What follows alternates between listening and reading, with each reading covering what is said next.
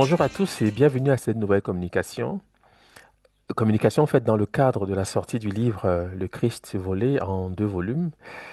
Et aujourd'hui, je souhaite vous entretenir sur un sujet abordé naturellement dans le livre. Ceci dans le but, bien sûr, de vous familiariser avec les principaux, les différents thèmes. Car il y en a plusieurs, je vous ai dit que les deux volumes font une totalité d'environ 1000 pages. Donc il y a plusieurs sujets qui sont abordés. Dans L'un d'eux, bien sûr, concerne le Sphinx. Pourquoi j'ai souhaité parler du Sphinx aujourd'hui? C'est parce que il ne manque pas de documentaires pour expliquer plusieurs choses concernant le Sphinx, mais évidemment son ancienneté. Certains documentaires prétendent que le buste, ou si vous voulez la face ou la tête du Sphinx serait plus récente que le corps en vertu de l'érosion, d'autres que ce serait éventuellement des extraterrestres. Enfin, il y a plusieurs choses qui sont dites, mais aujourd'hui, bon, on va aller à, à l'essentiel et on peut dire à la vérité du sujet, parce qu'on va traiter la question d'après les graphies, ce qui est un peu différent des discours libres sur le sujet. Alors j'ai souvent dit que quand vient le temps de questionner la civilisation des anciens Égyptiens, il faut donner la parole aux anciens Égyptiens. D'accord? Et ils ont beaucoup écrit, et c'est à partir de ces écrits qu'on peut naturellement comprendre de quoi il s'agit lorsqu'on évoque un sujet concernant cette civilisation. Voilà. Il est vrai que notre approche est un peu singulière, puisque nous usons d'une approche dite analytique, la lecture analytique des caractères sacrés à partir des langues africaines modernes, ce qui a l'avantage d'amener un vocabulaire qui permet de clarifier certains éléments de cette civilisation qui peuvent demeurer obscurs tant aussi longtemps qu'on adopte, disons, une lecture, je veux dire, phonétique, qui est essentiellement conventionnelle, comme vous le savez par ailleurs. Donc, cette communication, je le fais dans le cadre de la promotion du livre, hein. C'est parce que n'oubliez pas le sujet principal.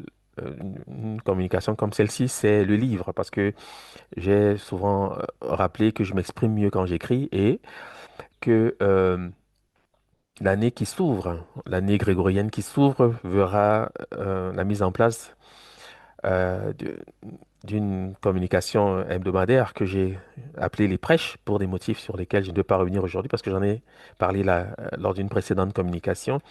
Et je souhaite que le maximum de personnes aient ce livre. Pourquoi? Parce que vous verrez que si ce n'est pas le cas, par exemple, si vous n'avez pas sous les yeux la référence de l'écrit dans le livre, j'aurais souvent tendance à revenir sur des choses déjà dites. Donc, ça me permettra, hein, en vous renvoyant à des pages, en vous renvoyant à des sujets spécifiques, et bien d'avancer beaucoup plus rapidement. Sinon, je ne peux pas, moi, consacrer 6 heures, 7 heures de temps à des communications sur YouTube, parce que je ne peux pas. Ça reviendrait quasiment à quelque chose d'impossible, parce que je suis relativement occupé, je dois le dire. Donc, je ne peux pas à chaque fois revenir sur des choses déjà vues. La raison pour laquelle j'ai souvent privilégié le cadre des cours, parce que dans les cours, avec le format des cours, ça permet un suivi régulier. Et bon, ça évite l'aspect répétitif d'une communication publique. Parce que avec la communication publique, il y a des personnes qui découvrent pour la première fois le travail. Bon, ils ne savent pas trop de quoi il s'agit, donc ils ont besoin peut-être d'éléments de compréhension, ce qui me contraint parfois à revenir sur des choses déjà vues. C'est la raison pour laquelle j'insiste. Je vous encourage vivement, hein. Je remercie par ailleurs ceux qui l'ont déjà fait, mais je vous encourage vivement à acheter ce livre. Actuellement, et ça va être permanent pour ceux qui auront le code NJELI70, eh bien, il est disponible, les deux volumes sont disponibles à 70 euros, inclus la livraison pour l'Europe. Hein. Inclus la livraison pour l'Europe. À ce montant, vous avez les deux volumes et la livraison qui est inclue. Pour ceux qui ne sont pas en Europe, bon, vous pouvez évidemment écrire à l'adresse lescahiers@gmail.com. Tout comme pour ceux qui souhaitent par ailleurs commander le livre, c'est la même adresse. Et si vous avez une situation singulière, nous trouverons des solutions. D'accord? Il s'agit simplement ben, de, de rappeler les points sur lesquels peut-être vous souhaitez avoir des précisions concernant éventuellement la livraison, etc. Bon, on va vous revenir là-dessus. Voilà, donc c'est bien clair. Cette communication, elle est sommaire. parce que l'essentiel de ce qui est dit avec les détails sur lesquels ici je ne peux pas m'étendre, eh bien, vous trouvez tout ceci dans le livre. Donc le sujet du jour, c'est le sphinx, euh, une énigme soudanaise. Voilà. C'est le sujet que je souhaitais retenir et je commencerai d'emblée, évidemment, par vous présenter une graphie, c'est-à-dire un groupe de signes qui, dans les dictionnaires, sert à désigner ce qu'on appelle le sphinx. Je pense que chacun sait ce que c'est que le sphinx. D'accord? Donc, il existe une graphie qui est traduite par sphinx par les égyptologues. Mais vous verrez de quoi il s'agit en fait, parce que c'est pas tout à fait le nom du sphinx. D'accord? Mais bon, on va comprendre pourquoi on pense que c'est le nom du sphinx. Donc, voici la graphie. Relativement simple, hein, vous reconnaîtrez les signes. Je passe la codification, la translittération, la traduction et la source. C'est le Wörterbuch, hein, pour ceux qui connaissent. Au volume 4, voilà, à la page 536, pour être précis. Donc, vous avez le déterminatif qui indique effectivement que ce mot qui est représenté ici, qui est écrit ici, a quelque rapport avec le sphinx. Mais le mot qui est écrit ne désigne pas le sphinx. D'accord? Ce mot qui est écrit a le sens de ranger. Le mot qui est écrit ici, pour que ce soit clair pour tout le monde, hein. Je ne veux pas faire des choses compliquées, c'est pas, je pense que je parle assez clairement. Le mot qui est écrit ici, c'est par exemple le Wolof sapé, qui signifie ranger.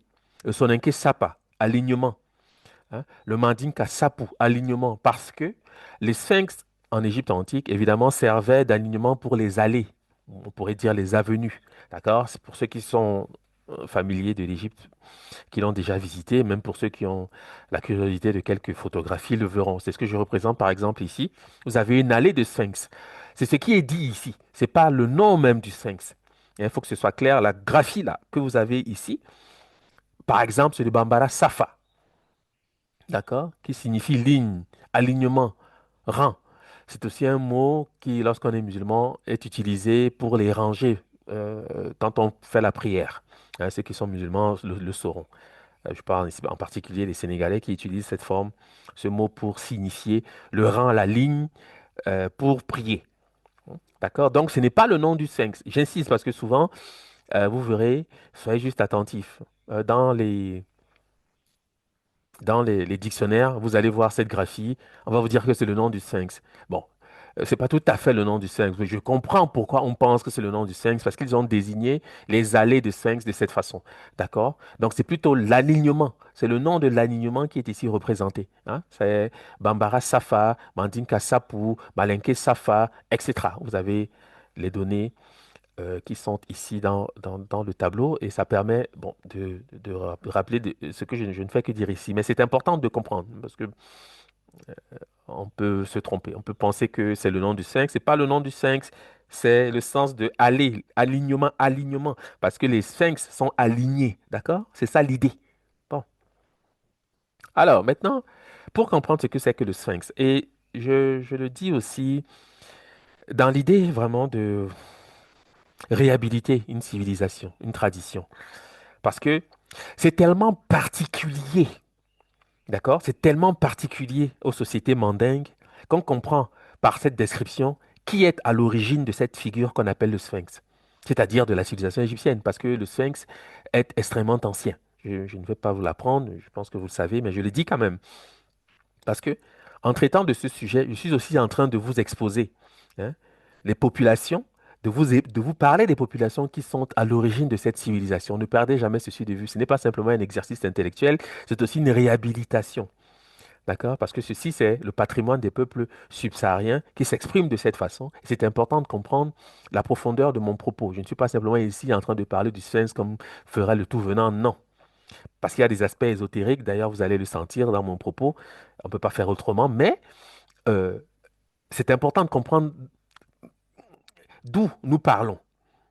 Donc, euh, ne plus épouser les vues qui consistent à dire que ce seraient les extraterrestres, l'Atlantide, des civilisations disparues, des choses de ce genre. Chaque fois qu'il y a ce flou, sachez qu'on parle des populations subsahariennes pour des motifs historiques sur lesquels je ne vais pas revenir ici. Parce que tout a été fait dans le but d'effacer, hein, le bénéfice que tire l'ancestralité des peuples des peuples subsahariens, parce qu'effectivement, ce sont eux qui sont à l'origine de la civilisation, puisque de fait, l'humanité est née en Afrique. Bon, ça, c'est un des lieux communs, mais je tiens quand même à le dire. Alors, pour introduire le nom du Sphinx et parler du Sphinx, je vais me servir d'un propos que chacun peut, qui est accessible. D'accord? Il s'agit d'une phrase qui est prononcée par Wa Kamisoko. Wa Kamisoko, bon, c'était un traditionniste, ou traditionnaliste, si vous voulez, malinké, pour être précis, qui a participé à des conversations qui sont compilées dans un ouvrage qui a pour thème ou pour titre La geste du Mandé. C'est en deux volumes. D'accord? Vous avez, par exemple, ici Sundiata, la gloire du Mali. Compilation qui a été réalisée par Youssouf Tata Sissé, de regretter mémoire. Et dans ce livre, voici ce que dit Wakami Soko, parce qu'il s'exprime en malinké. Et Youssouf Tata Sissé va traduire ce qu'il dit. D'accord?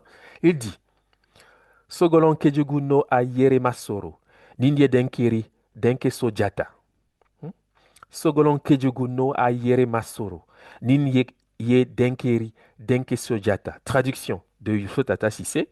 Car Sogolon Kejugu a accouché et l'enfant est un garçon Sojata. Car Sogolon Kejugu a accouché et l'enfant est un garçon Sojata. Alors, qui est Sogolon? Pour ceux qui ne le savent pas, je vais faire court. Sogolon, c'est Sirius. Sogolon, c'est Isis. D'accord? Je vais le montrer rapidement, mais je l'ai dit déjà parce que je ne souhaite pas être long, c'est pas essentiel.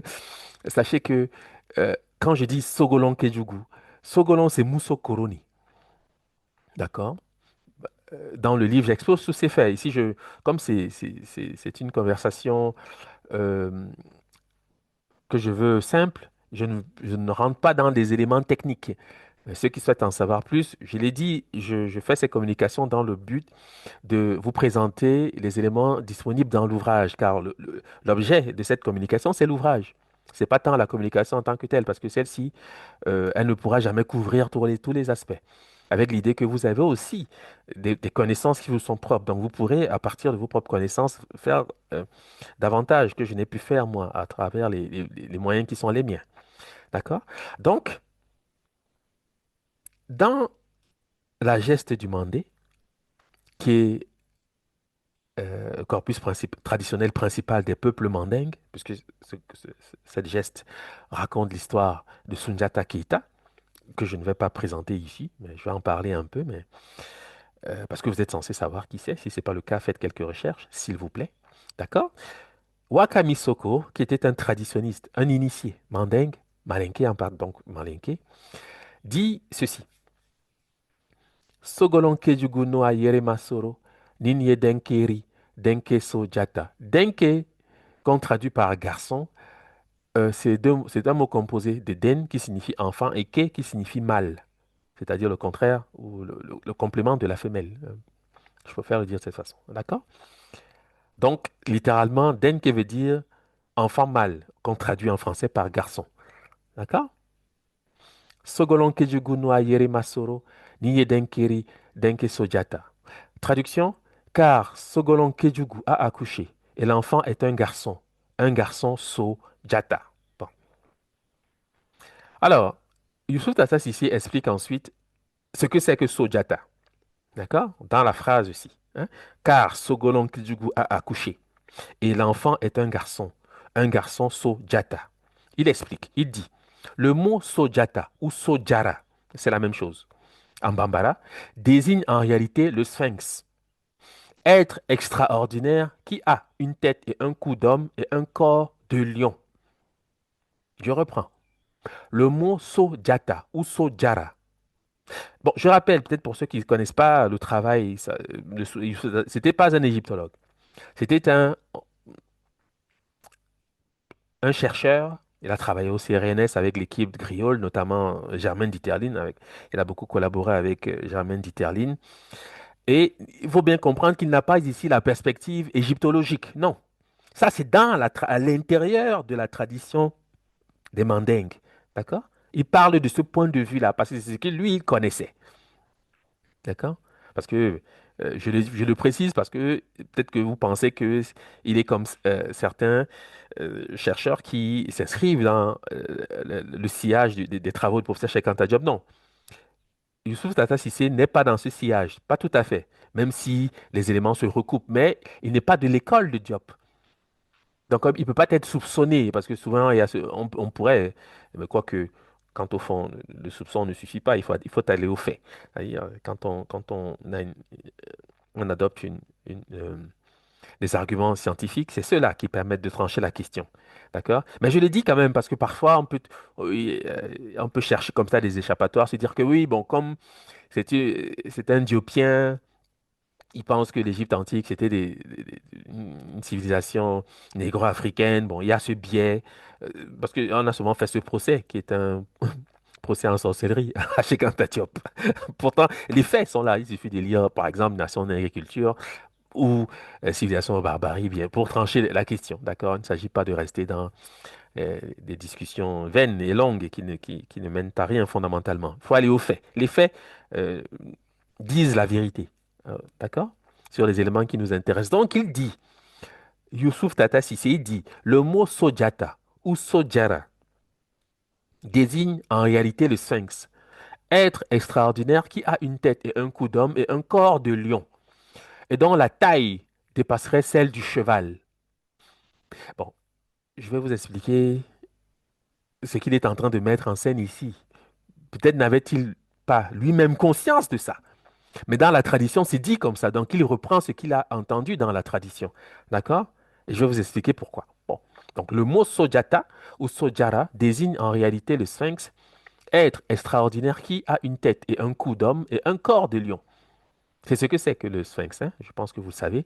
Et dont la taille dépasserait celle du cheval. Selon sa taille et ses mœurs, le Sojara porte des noms précis. Jara mine Jara, un lion qui capture d'autres lions, comme le chat capturerait des souris. Jara Manwana, un lion qui réduit d'autres lions. Wanjara Ka, Wanjaraka, plus corpulent et plus grand que le lion. Sota Jara, un lion qui s'empare des chevaux, comme le chat s'empare des souris. Plus grand et plus fort que tout. Telle serait la signification du nom Sunjata.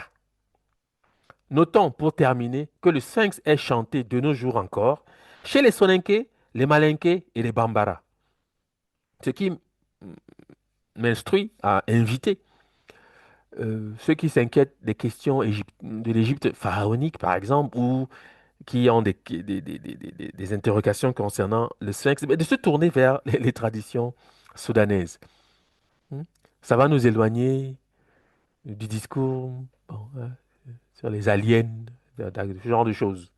Parce que c'est quelque chose qui est permanent. Il suffit d'aller sur Internet, poser les questions à Google, sur YouTube. Vous verrez, il y a pléthore hein, de documentaires qui nous expliquent que ce sont des êtres, une civilisation disparue, hein, qui aurait... Non, non.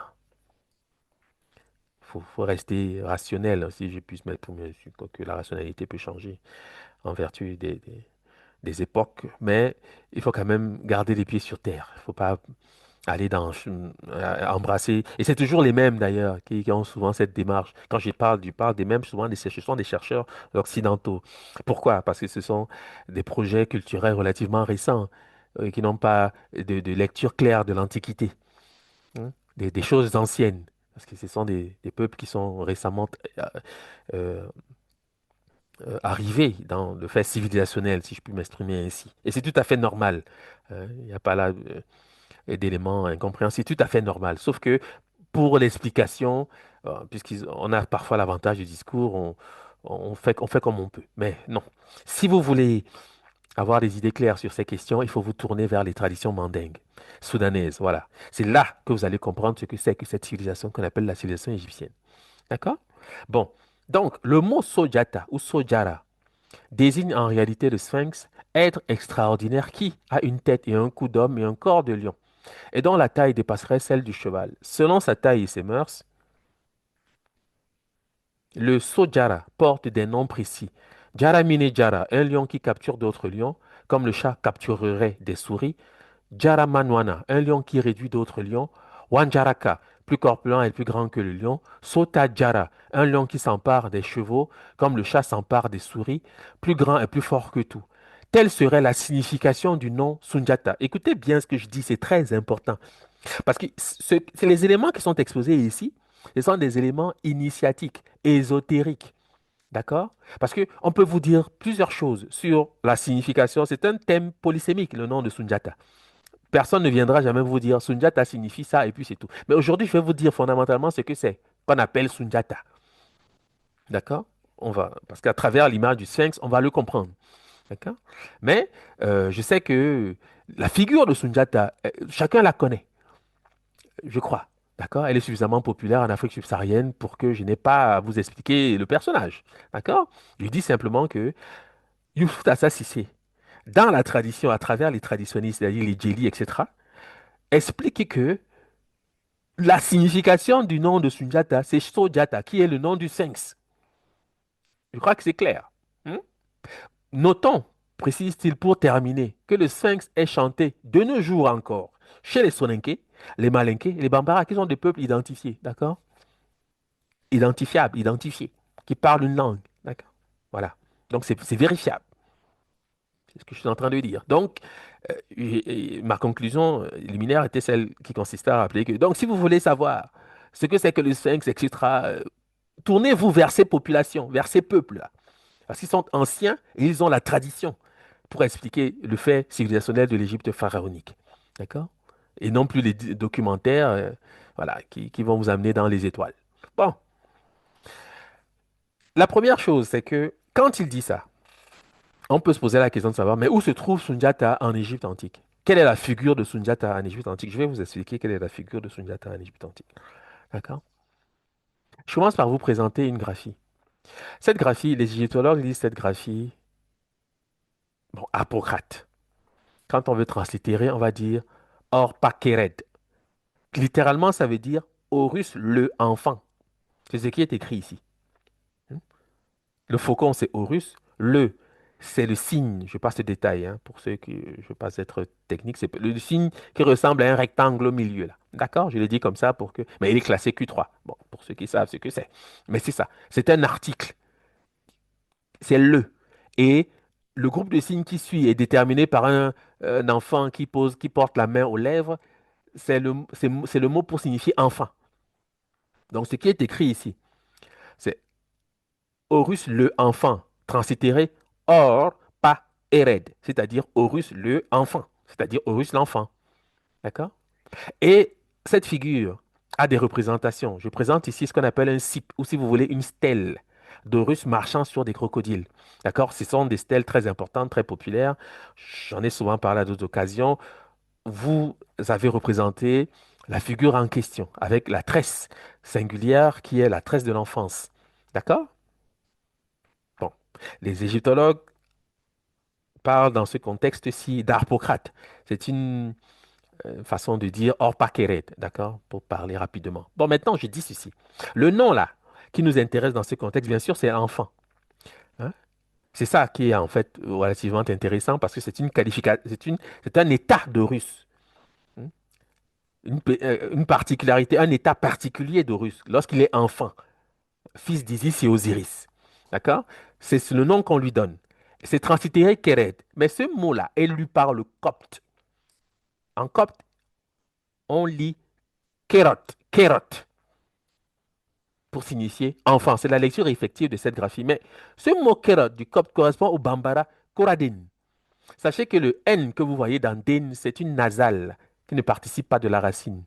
Le mot, c'est Koradé, pour dire clairement les choses. Mais on dit Koradin, Den, parce que c'est une nasale, d'accord? C'est ça qui devient Kérot. Le T final du copte, là, c'est la lettre D du bambara que vous avez ici.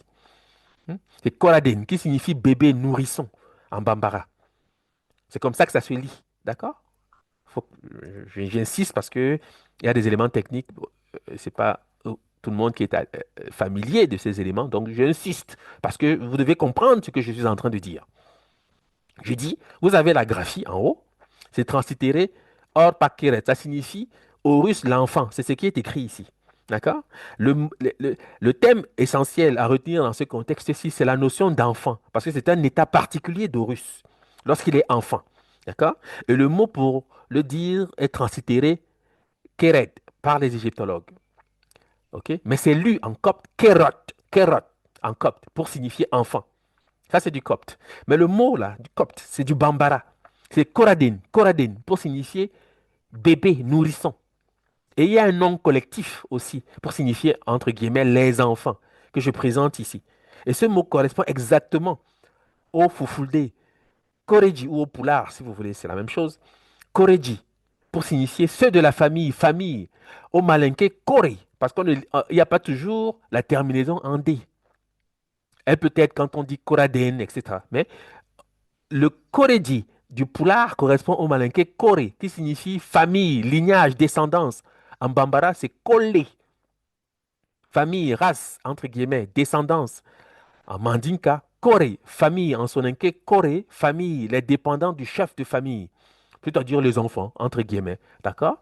Tous ceux vivant dans une concession familiale, sauf le propriétaire qui est appelé en Soninké Kagoumé. D'accord? Ça, c'est la tradition. C'est des choses qui doivent vous être familières. Euh, J'encourage en tous les cas, hein, les uns et les autres à être familier de ces éléments, c'est important. Et comment on sait que c'est Horus, son nom, enfin, parce que Corée, c'est le nom du faucon dans les langues éthiopiques, voilà, les langues couchitiques, d'accord? Ambireri, etc. Bon, ce sont des éléments que vous allez rencontrer dans l'ouvrage, hein, d'accord? Donc, Corée, c'est le faucon. C'est à cela qu'on sait que c'est de ça qu'il s'agit, en fait. Donc, je dis, pour que ce soit bien clair, encore une fois, parce que je ne vais pas revenir sur les éléments techniques pour ne pas alourdir la communication. Le nom de l'enfant, translittéré Keret, est lu par le copte Kerot, enfant, auquel correspond exactement le bambara Koradin, Koradin, pour signifier bébé nourrisson. Hmm? Le nom collectif, translittéré Koreji, si vous voulez, c'est comme ça que c'est translittéré, Keredi. Les égyptologues vont lire Keredi, d'accord? Pour signifier enfant. C'est le poulard, c'est le foufoulde, Koredi, pour signifier ceux de la famille, famille. En malinké, c'est Kore, famille, lignage, descendance. En bambara, Kole, famille. Bah, on peut dire aussi en bambara, Kore, dépendamment du bambara qu'on parle, hein. Parce que le malinké, le bambara, c'est la même langue, quasiment. C'est la même langue.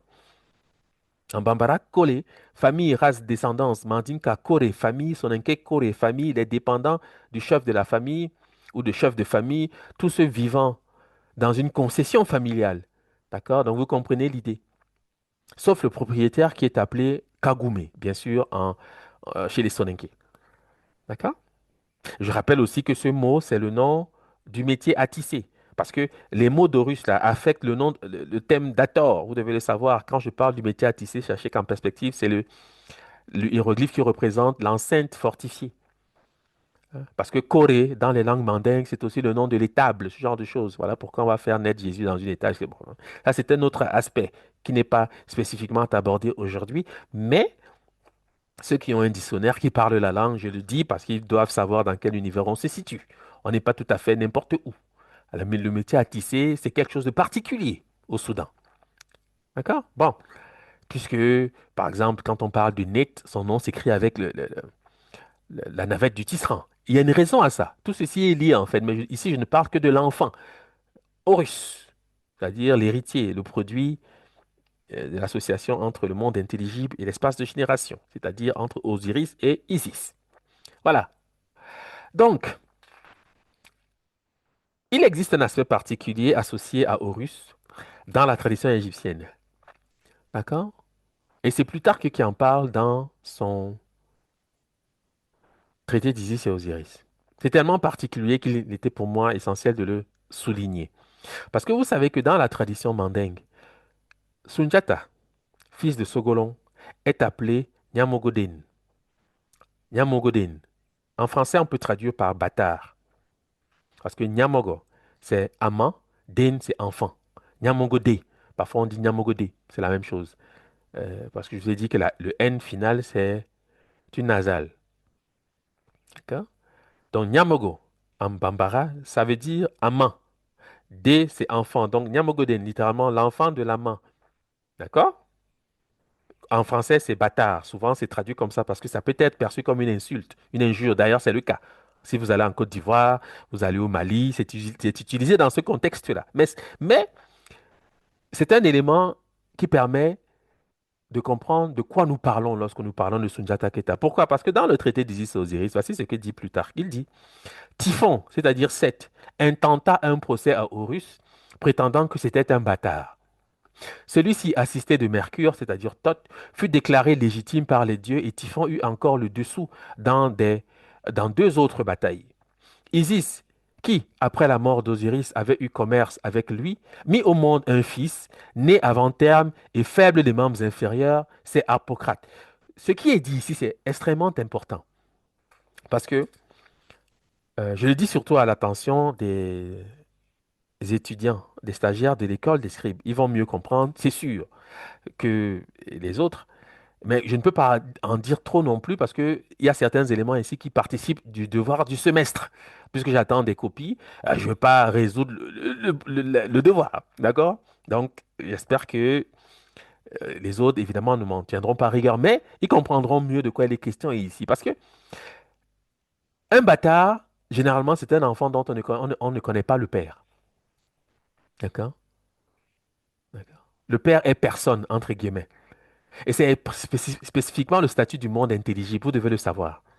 C'est la raison pour laquelle dans le christianisme, il y a bon, cette, ce récit qui consiste à dire qu'il est fils de Dieu, mais que son père, c'est Joseph. Voilà. C'est la stratégie que les chrétiens ont utilisée pour introduire la figure du personnage biblique de Jésus. Vous devez le savoir. C'est la même chose. D'accord? Parce que Joseph, c'est pas le père véritable. Le père, c'est Dieu. Mais Dieu, c'est personne, entre guillemets, au sens objectif du terme, avec le grand P. Personne, la personne. On a ici qui dit Muntu. Chez les peuples dits Bantou, ça se dit Muntu. D'accord? Et Dieu est appelé de cette façon. Ça veut dire personne. D'accord? Donc, quand on vous dit ici que Typhon, c'est-à-dire Seth, intentant un procès à Horus prétendant que c'était un bâtard, vous devez comprendre ce qu'il y a en arrière. Parce qu'on dit plus tard, dit ensuite qu'Isis, qui après la mort d'Osiris, c'est-à-dire qu'Osiris n'est plus vivant, donc il n'est plus visible. On ne peut pas dire que c'est vraiment son père. Mais on sait que c'est son père parce que c'est une naissance miraculeuse, hein, qu'est la naissance d'Horus. Puisque Osiris est déjà mort et Isis va se servir d'un stratagème. Mon histoire est longue, hein. Vous le verrez dans le texte, dans le livre, j'en parle. Elle est longue. Mais vous aurez les éléments qui permettent d'expliquer ce passage que je ne fais que citer ici pour clarifier un aspect. Pourquoi il est appelé Nyamogodin? Qu'est-ce que ça veut dire? C'est le fils de Dieu. Hmm. Parce que derrière le mot parce que Nyamogo, c'est un homophone en bambara de Nyamogo qui veut dire le dévancier, l'aîné. Hein. L'aîné, Nyamogo. Ça veut dire Nyamogo, c'est lui qui vient en tête. Hmm. C'est ce que ça veut dire. Et ce sont des titres pour Dieu, pour Osiris. Vous devez le comprendre. Donc c'est ce qu'on cache derrière la notion d'amant. C'est un mot d'évitement pour ne pas parler de Dieu directement. D'accord? C'est ça exactement de ce dont il est question ici. D'accord? Donc, j'espère que mon propos est clair. Je reprends. Typhon nous dit plus tard, intentant un procès à Horus, prétendant que c'était un bâtard. Celui-ci, assisté de Mercure, c'est-à-dire de Thoth, fut déclaré légitime par les dieux, et Typhon eut encore le dessous dans deux autres batailles. Isis, qui, après la mort d'Osiris, avait eu commerce avec lui, mit au monde un fils, né avant terme et faible des membres inférieurs. C'est Harpocrate. Mais vous savez tous, je le pense, sinon je vais vous le dire, que c'est exactement l'histoire de Sundiata Keita, qui naît faible des membres inférieurs, c'est-à-dire paralytique. D'accord?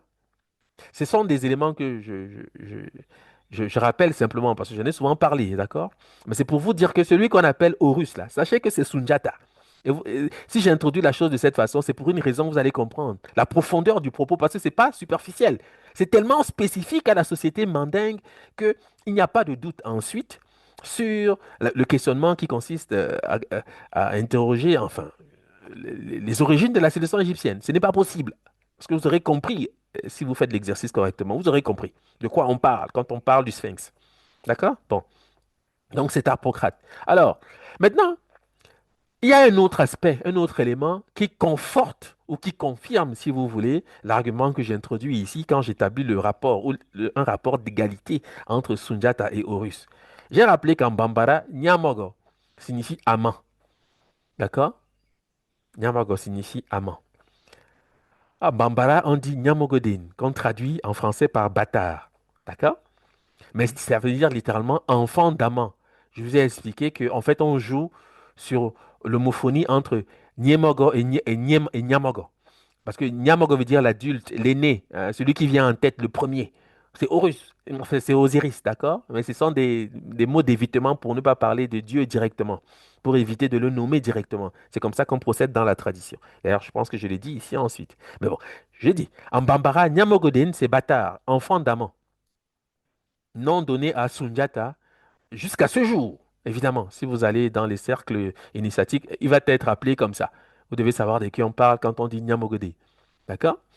Qui traduit sa qualité de fils de Dieu. Ça, c'est clair. L'amant étant ici une appellation d'évitement pour l'être suprême.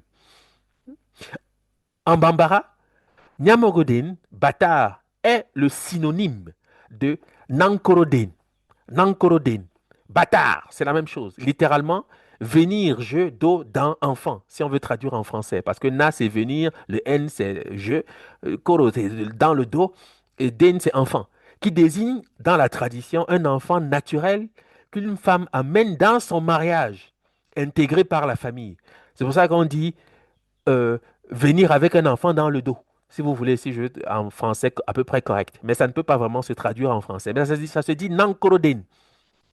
Mais si vous êtes attentif, le mot koroden qu'on retrouve ici pour désigner le bâtard, l'enfant fait, disons, hors mariage et amené par une femme dans son mariage et intégré dans la famille, c'est le même mot que koroden, dos à enfant, hein, qui a le sens aussi de bébé nourrisson, qui est le kérout du copte. Ce qui prouve que c'est Harpocrate.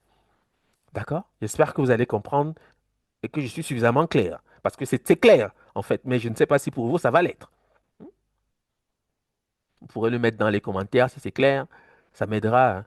Si ce n'est pas le cas, la prochaine fois, je tenterai par d'autres moyens de clarifier mon propos, mais c'est assez clair. Parce que en Bambara, quand on dit Nyamogoden, bâtard, c'est un synonyme de Nankoroden, qui a aussi le sens de bâtard. D'accord? Mais le mot Nankoroden inclut le mot Koroden, qui est le kérout par lequel est désigné Horus, le enfant. D'accord? Donc on sait bien que c'est un bâtard. On sait bien que c'est Sundiata. Ce sont des manières de le nommer, de le désigner, parce que son vrai nom, dans la tradition, c'est Sundiata. On ne dira jamais Horus. Vous n'allez jamais entendre un traditionnaliste vous parler de quelque chose Horus. Il ne connaît pas ce mot-là. D'accord? Le mot qu'il connaît, c'est Nyamogoden. D'accord? Vous devez comprendre ça. C'est comme ça qu'Horus est appelé dans la tradition. C'est son nom. Sojara, qui est par ailleurs le sphinx. Vous allez comprendre le lien. D'accord? Mais pour l'instant, je présente des choses de cette façon parce que il me fallait faire ce détour pour la technique, que vous compreniez comment on pense dans le mandé, comment on structure, de quoi la geste du mandé est faite. C'est quoi ça? Quelle est cette histoire qui est racontée là? D'accord? C'est le combat entre Seth et Horus qui oppose Sundiata à Sumangolo, Kanté. C'est clair. Ça, j'en parle également dans le livre. Je vous montre les éléments qui permettent de le montrer, d'accord? Mais bon, il me fallait faire ce petit détour pour clarifier cette figure. Parce que quand on vous dit que le sphinx, c'est Sundiata, ça peut vous surprendre. Mais on voit bien que le sphinx, la tête du sphinx, c'est le pharaon. C'est un pharaon. Bon, parce qu'il y a plusieurs pharaons qui ont été représentés sous la forme d'un sphinx, y compris une reine qu'on appelle Hatshepsut, mais elle a été pharaon, elle a été roi, reine de plein droit en Égypte. D'accord? Et le pharaon, c'est Horus. Voici pourquoi on vous dit que le sphinx, c'est Sundiata. Vous allez comprendre. D'accord? Bon. Donc, ça, je pense que c'est clair. Bon. Ce qui est appelé, maintenant, soyez juste attentifs, d'accord? S'il vous plaît. Ce qui est appelé sphinx par Youssouf Data Sissé, par les traditionnistes mandingues, lorsqu'il parle de Sojara, c'est pas le sphinx que vous connaissez, que vous voyez sur le plateau de Gizeh, c'est pas ça. C'est un hiéroglyphe. Ce qui est appelé sphinx par Youssouf Tata Sissé n'est autre que le protomée du lion, qui est le protomée du sphinx. C'est un signe hiéroglyphique. C'est-à-dire, qu'est-ce qu'on appelle un protomée? Le protomée, c'est l'avant, c'est-à-dire la tête et le buste. C'est ça qu'on appelle dans l'art un protomée, hein. Pour ceux qui ne savent pas, qui ne connaissent pas le mot, c'est un mot un peu technique. Mais Je l'explique. Je vous dis que ce qu'on appelle un protomé, c'est l'avant. C'est-à-dire quand on représente un animal de son seul buste et de sa tête. C'est ça, l'avant, l'avant, ce qui est devant. Hein. C'est ça qu'on appelle un protomé, le protomé. Donc, c'est ça qu'il appelle le protomé. Je vais vous montrer, je vais vous expliquer pourquoi. Parce que ce protomé du lion, là, c'est le sphinx qui est couché. Et c'est comme ça que le sphinx, vous le savez, est représenté. On a juste coupé l'arrière. L'arrière n'est pas présenté, il n'y a que l'avant qui est représenté. OK? Ce qui est appelé sphinx par Youssouf Tata Sissé n'est autre que le protomée du lion qui est le protomée du sphinx. C'est la même chose. L'association des figures du lion et du cheval dans la narration de Wakamisoko. Parce que Wakamisoko introduit curieusement l'image du cheval. Je vais vous expliquer pourquoi. D'ailleurs, peut-être qu'on n'aurait pas fait attention. Dois revenir, c'est important. Youssouf Tata Sissé dit que le mot Sojata ou Sojara désigne en réalité le sphinx. Être extraordinaire qui a une tête et un cou d'homme et un corps de lion. Et comme, curieusement, il dit, dont la taille dépasserait le cheval. Si vous pensez que c'est par hasard qu'il dit ça, c'est que vous ne saisissez pas la technique des jelly pour maintenir la tradition. Sachez que tout ce qui est dit a un sens ésotérique, a un sens caché. Tout ce qui est dit, rien n'est dit au hasard. Parce que la geste, une histoire, un récit comme la geste du Mandé, c'est un concentré de toute la tradition. D'accord? Parce qu'on sait qu'il peut y avoir des accidents. Et c'est ce qui est par ailleurs arrivé au peuple soudanais, puisque il y en a beaucoup qui ont perdu la mémoire. Mais pour retrouver cette mémoire, vous devez questionner chaque détail. Parce que chaque détail compte. Il ne dit pas ici cheval pour rien, par hasard, non. Non. D'accord? Ce sont des moyens mnémotechniques, c'est comme ça que ça s'appelle, pour maintenir la tradition. Parce que une histoire, un récit, c'est comme un œuf, c'est un condensé. Lorsqu'il explose, tout réapparaît. Parce que dans la geste demandée, il y a toute la civilisation égyptienne. Ça, je dois vous le dire. Parce que chaque détail annonce un fait de culture, un fait de civilisation. Et je vais vous le montrer. Donc, ce qu'il dit ici, en faisant ce rap, il aurait pu comparer avec n'importe quel autre animal, mais s'il choisit le cheval, c'est pour une raison spécifique. Et on va le voir, ok? Bon.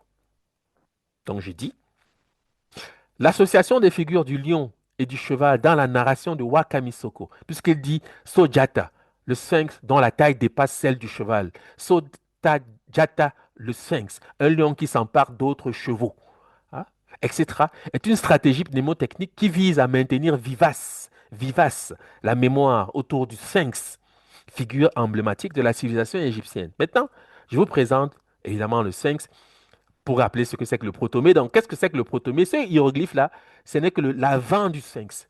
C'est ça exactement que les Mandingues appellent le sphinx quand ils parlent de Sojata. Pourquoi?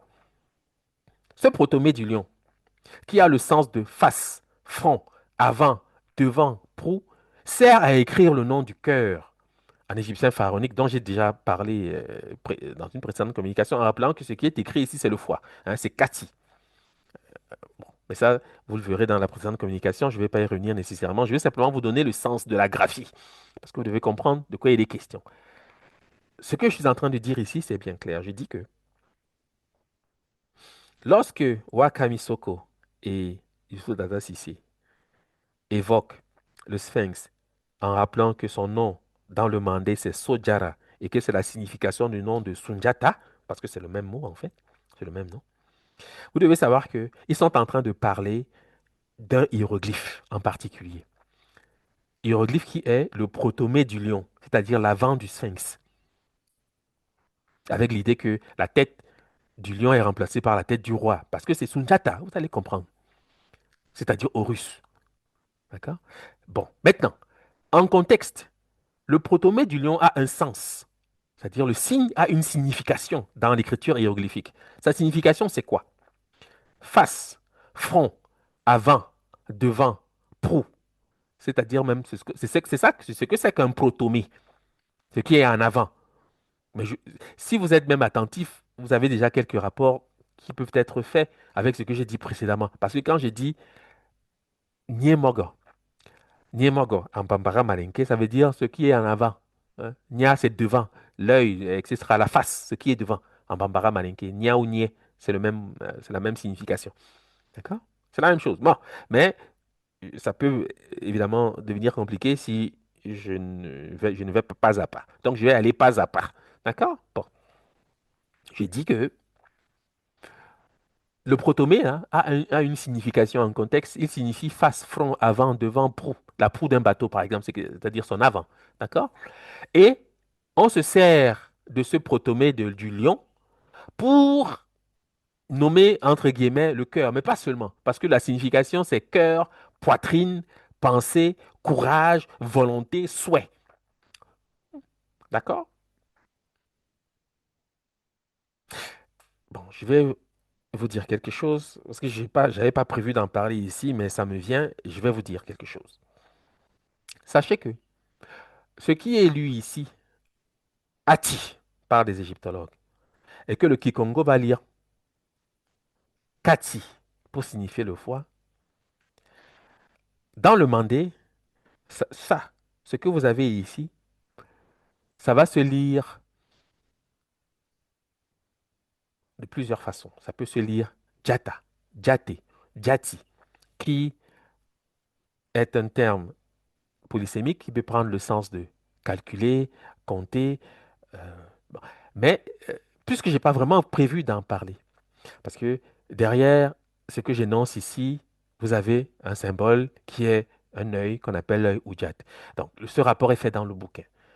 Je n'ai pas prévu d'en parler ici, mais puisque ça me vient comme ça, je me dis peut-être que ça va être plus clair pour ceux qui savent de quoi je suis en train de parler.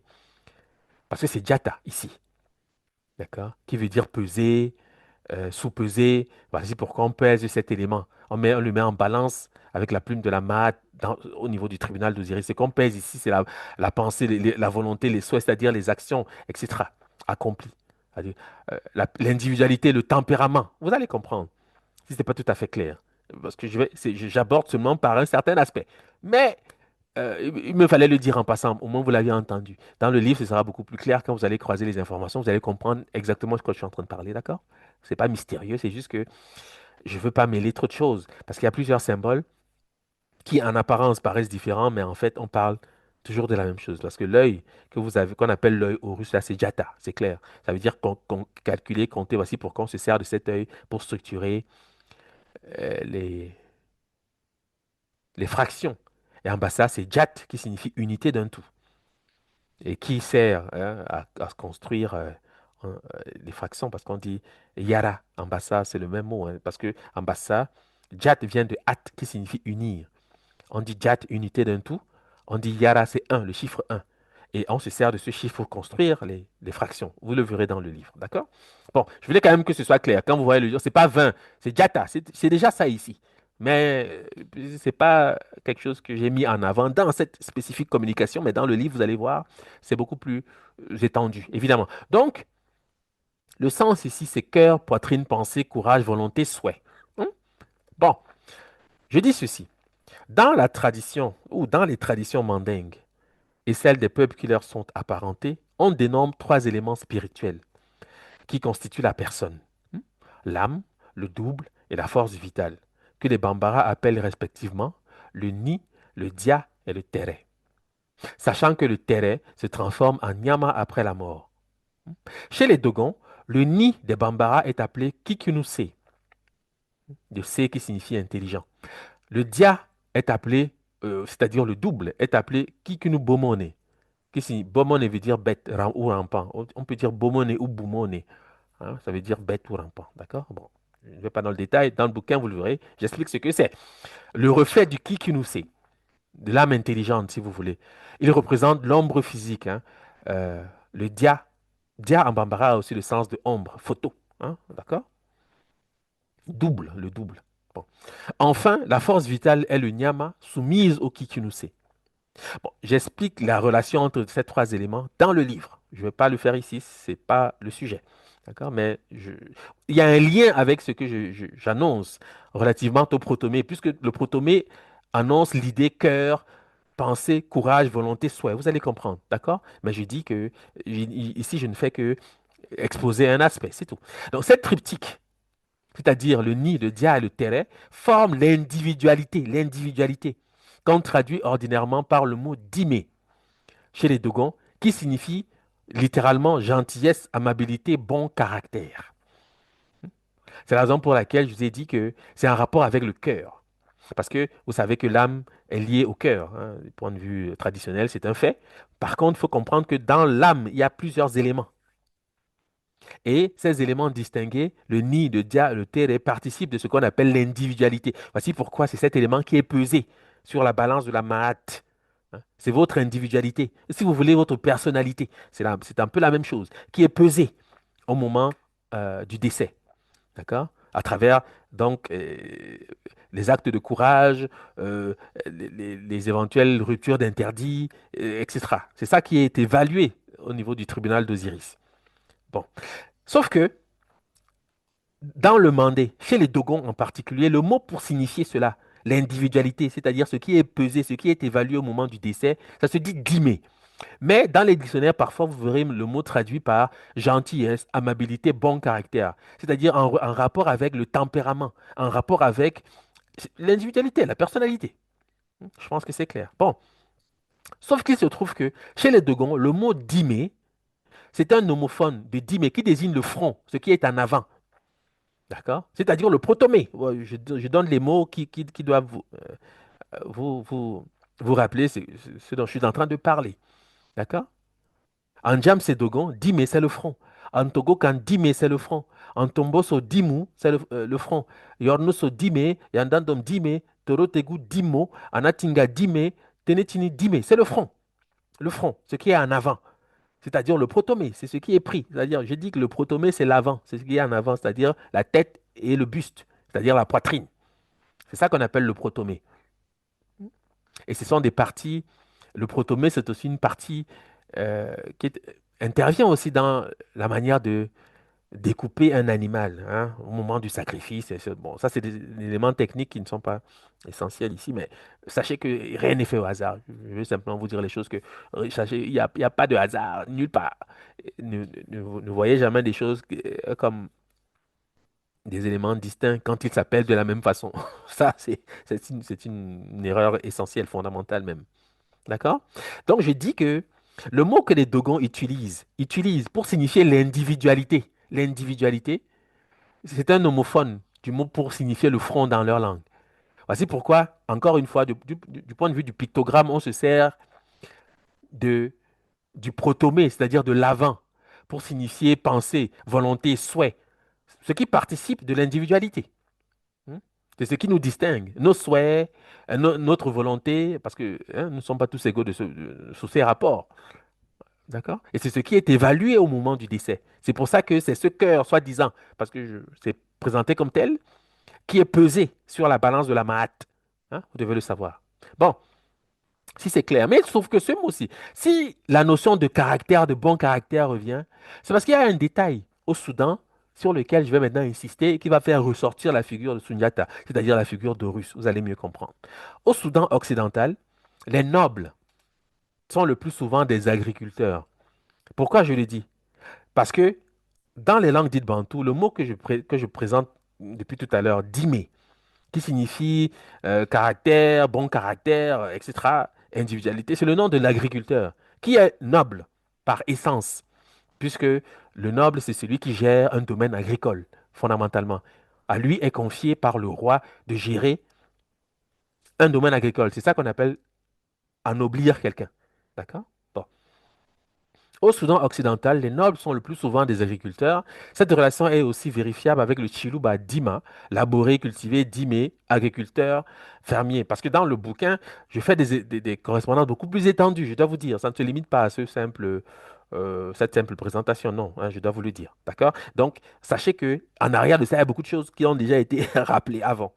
C'est simplement ici une simple conclusion pour rester cohérent avec le sujet du jour. Je dis, au Soudan occidental, les nobles sont le plus souvent des agriculteurs. Cette relation est aussi vérifiable avec le Chiluba Dima, labouré et cultivé Dimé, agriculteur fermier qui s'accorde au poulard Dimo. Noble, le pluriel c'est Rimbe, homme ou femme de condition libre, c'est-à-dire qui n'appartient à aucune caste. Chez les Dogons, c'est le même mot. Walo, Dimo, noble. Yandandom, Dimé, noble. Vous voyez que c'est le nom du front, c'est-à-dire du protomé. Mais Dime signifie bon caractère, ne l'oubliez pas. Vous allez comprendre. En Mombo, Dimo, c'est le noble. En Ajamba, Dimo, c'est le noble. En Pulaar, on dit Dimaku, noblesse. Ces mots sont des homophones de dime qui évoquent la frontalité, c'est-à-dire ce qui est en avant, laquelle est jointe au sphinx et signifie aussi bon caractère, gentillesse, amabilité au sein des langues dogon, qui sont des qualités qui déterminent la noblesse. Alors, qu'est-ce que je suis en train de vous dire pour que ce soit clair? Vous devez comprendre que le sphinx, c'est une figure consacrant l'initiation. Ok? Le sphinx, je le répète, c'est une figure consacrant l'initiation, ou si vous voulez, l'école. D'accord? Dans le contexte soudanais. D'accord? C'est ce que c'est. Parce que c'est une figure qui est liée à la figure, à la notion de noblesse, au concept de noblesse, à la figure du noble. D'accord? Et un noble, c'est lui qui fait état, hein, d'un- d'une certaine individualité, d'un certain caractère, d'un certain comportement. Parce que avec l'éducation, avec l'initiation, évidemment, est suggéré un comportement, une manière d'être. D'accord? C'est pour ça que vous avez de ces rapports qui sont faits ici, en relation par ailleurs avec la notion de volonté, de souhait, etc., relativement au cœur. Faites ce rapport, c'est très important. D'accord? Ne perdez pas ceci de vue. OK? Qu'on part de l'image du sphinx qui désigne, qui sert à écrire le nom du cœur, et puisque cette image du sphinx, c'est évidemment le protomée, le thème du protomée, c'est-à-dire de l'avant, va donc affecter tout ce qui se rapporte à la notion de bon caractère, de volonté, etc. Et le noble au Soudan est nommé de la même façon. Il est nommé de la même façon. Et être noble, c'est faire œuvre de certaines caractéristiques du point de vue du tempérament, du caractère. C'est clair, hein, quand on parle de la noblesse. Je pense que ce n'est pas compliqué à comprendre. Donc c'est ça le rapport, premièrement, qu'il faut être fait. Maintenant, je poursuis en rappelant que j'ai déjà évoqué euh, dans une précédente communication ces éléments avec la figure de Saint-Georges. Et vous le trouvez ici représenté sous la forme d'un chevalier, c'est-à-dire d'un cavalier. Ce n'est pas vain, vous allez comprendre, parce que ce sont des figures. Horus est représenté de la même façon, si vous ne le savez pas, souvent, surtout à l'époque romaine, il est représenté en cavalier romain en train de combattre un dragon, parfois un crocodile. Enfin, dans le cas d'espèce, au Louvre, vous le verrez par exemple, c'est un crocodile. Il est représenté de cette façon, on reconnaît Horus avec sa tête de faucon, il tient une lance, il est en train de combattre un crocodile qui est Typhon, qui est Seth. D'accord? Donc, c'est un thème récurrent. Et derrière ces figures euh, qui ont l'apparence d'une simplicité, hein, se tiennent les notions liées à l'éducation, des notions liées à l'initiation, hein, au registre de la noblesse. Parce que ce sont les nobles qui sont des chevaliers dans les sociétés traditionnelles. Et l'Europe a évidemment emprunté ce fait. Parce que ce sont les nobles qui font la guerre. Je pense que vous le savez. Au Soudan, c'est comme ça. D'accord? Ce sont les nobles. Parce qu'il y a, il y a la notion de prestige qui est associée aux armes, aux armées. D'accord? Il y a un certain prestige que les familles tirent, hein, de, de la chevalerie, ce genre de choses. Les chevaliers, ce sont des nobles. Voici pourquoi vous avez ce rapport qui est fait ici, avec la notion de bon cas. Et les chevaliers ont un code, je pense que un code de conduite, c'est exactement ce dont il est question, qui détermine donc le caractère de la noblesse. C'est pour ça que la guerre a des codes, on ne fait pas les choses n'importe quoi, on ne fait pas n'importe quoi. C'est pas parce que nous sommes en situation de guerre que tout est permis, non. Ce code-là, il existe dans les traditions soudanaises. D'accord? On ne fait pas, on traite l'ennemi, l'adversaire, d'une certaine façon. Ce sont des codes liés à la noblesse. Bon, dans sa note, Youssouf Tata Sissé donne, parce qu'il explique ce que ça veut dire Sojara. Je vais maintenant vous expliquer ce qu'il dit. Dans sa note, Youssouf Tata Sissé dit que So, bien sûr, c'est le nom du cheval. Ça, on le sait. Au Soudan, c'est So chez le cheval. D'accord? Et Jata, bien sûr, c'est le lion. On peut dire Jata ou Jara, etc. C'est la même chose. Ce sont ces deux mots, ou de ces deux animaux, hein, le cheval et le lion, qui révèlent l'équivalence entre Sundiata et Horus. Ok? On le remarque dans un passage de Plutarque, ok, dans le traité d'Isis et Osiris. Voici ce que Plutarque dit. Il raconte. Par la suite, Osiris revint du monde souterrain, qu'il appelle l'Hadès, puisqu'il est grec. Hein, l'Hadès, c'est le monde souterrain. Osiris revint du monde souterrain visiter Horus pour l'aguerrir et l'entraîner au combat. Au bout de quelque temps, il lui demanda ce qu'il y avait à son avis de plus beau au monde. Venger son père et sa mère du mal qu'on leur a fait, répondit Horus. Il lui demanda ensuite l'animal qu'il jugeait le plus utile à ceux qui vont au combat, c'est-à-dire les chevaliers, hein, c'est-à-dire les nobles, parce que ce sont les nobles, je le répète, qui vont au combat. C'est eux les officiers des armées, ce sont les nobles. Donc il lui demanda ensuite l'animal qu'il jugeait le plus utile à ceux qui vont au combat. Un cheval, fit Horus. Et comme Osiris s'étonnait qu'il eût nommé le cheval plutôt que le lion, c'est, répliqua Horus, qu'un lion est utile quand on cherche du secours, mais un cheval sert à disperser et à anéantir l'ennemi en déroute. À ces mots, Osiris, plein de joie, sut qu'Horus était prêt, évidemment, pour le combat contre son oncle, qui est Seth, qui a usurpé le pouvoir. Sachez que dans ce passage rappelé par Plutarque, en fait, Horus est en train de dire comment il s'appelle. C'est une stratégie de d'évitement, de dissimulation pour son vrai nom. Dans les cercles initiatiques, il est appelé Sunjata, tout le monde le sait. Ici, il dit que pour le combat, c'est So et Jata, c'est-à-dire le cheval et le lion. C'est pour ça que ça revient ici, c'est-à-dire son nom même. D'accord? Donc quand on dit Horus, pour les étrangers, le tout venant, ça peut convenir, n'est-ce pas? Puisque le mot Horus est de consonance grecque, mais on sait que c'est corps, puisque corps en copte, c'est-à-dire oron ou oro chez les Malinké. C'est le noble, tout simplement. Donc on revient à la question, à la figure, parce qu'en Malinké, par exemple, le noble, c'est oro, en Bambara, c'est oron, pour dire le noble, la noblesse, oronia, c'est la noblesse. D'accord?